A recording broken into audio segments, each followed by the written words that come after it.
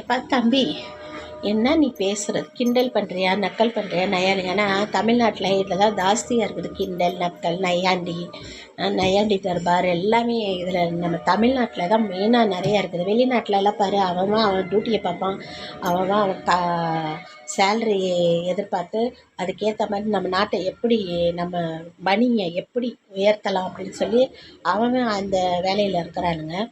எந்த நாட்டிலையுமே விமர்சனமே நான் பார்த்ததே கிடையாது.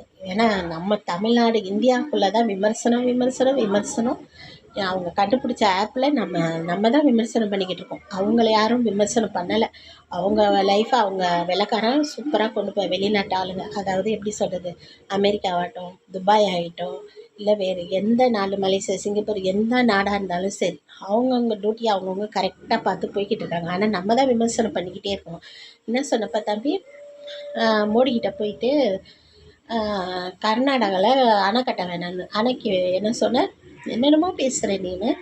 அணை கட்டினாங்கன்னு வச்சுக்கோ, தண்ணிக்கு அவ்வளோதான், நம்ம நாரி போயிடுவோம்.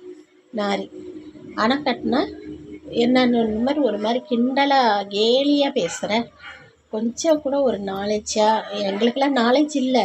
நான் சொல்கிறேன், எனக்கு 9வது படிப்பு, எனக்கு படிப்பே இப்போ கிடையாது எனக்கு. ஆனால் ஒரு தண்ணின்றது எல்லாருக்குமே தேவை. ஒரு உணவும் தண்ணியும் தான் நமக்கு மெயினாக தேவை.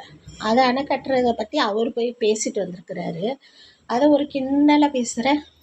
கிண்டல் ஜாஸ்தி நம்ம நாட்டில். கிண்டலுக்கு தான் அது இடம்.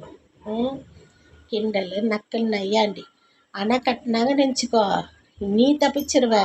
உன் எதிர்காலம் இருக்கு பாரு, அவ்வளோதான் நக்கிட்டு கிடக்கும். தண்ணிக்கு காசு இருக்கிறவன் பொழைச்சிட்டு போயிடுவான். தண்ணியை வாங்கிட்டு காசு இல்லாமல் இந்த மாதிரி நம்மளை மாதிரி வீடியோ போட்டுக்கிட்டு தெரியிறோம் பாரு, நம்ம தான் நக்கிட்டு இருக்கணும். அதில் தெரிஞ்சு பேசு. தெரியாமல் எல்லாமே பேசுகிறோன்னு பேசாதீங்க.